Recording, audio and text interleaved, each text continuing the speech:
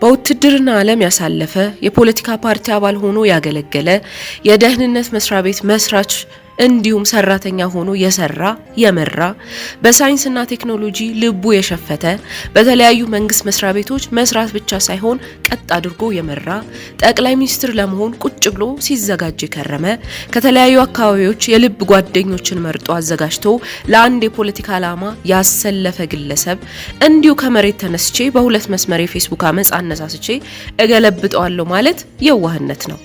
አምባገነን መንግስት ለመቀየር የወሰድናት ስልጠና ማለት ፒስ ፋውንዴሽን የተዘጋጀ ትምህርት እንደሆነ እነሱም ልከው ተምረውታል። የጆርጅ ሶርስ ፋውንዴሽን ስልጠና የወሰዱ ሰዎች ብዙዎቹ ተቋም መሪዎች ናቸው። ብልጽግናን ወይም የጠቅላይ ሚኒስትሩን ቦታ ከፈለክ ያለኝ አስተያየት እንዲሁ ነው። ሪኮመንዴሽን ጠንካራ የፖለቲካ ኃይል አዘጋጅ። ቢያንስ ለ10 ዓመት እቅድና ፖሊሲ አዘጋጅ። ከመላው ኢትዮጵያ ሕዝብ የተውጣጡ ተወካዮችን መልምል። ጠቅላይ ሚኒስትር ቦታ ብቻ ሳይሆን ለተለያዩ ሚኒስትር መስሪያ ቤቶች ቦታ ብቃት ያላቸው ሰዎችና ግለሰቦችን አሰልጥን። በራስ ቅርጽ አዘጋጅ። የሀገሪቷን ኢኮኖሚ እንዳይናጋ ለማድረግ ከፈለክ ደግሞ ቢያንስ 4 ቢሊዮን የአሜሪካ ዶላር የሚሰጥ ሀገርና ባንክ ፈልግ። ሌላው ተረት ተረት ነው። ተዋው አይጠቅምህም ወዳጄ።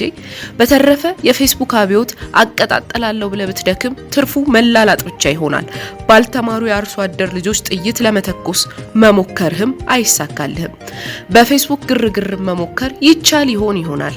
ስለ እውነት ነግረሃለሁ ግን አይሳካልህም። አብዮት ማስነሳትና ማክሸፍ የተማሩ ግለሰቦች ሞልተዋል። ምን ልልህ ነበር? አቦ አስረሳኸኝ ወዳጄ። አው ትዛለኝ። የፖለቲካ ኃይል አዘጋጅ።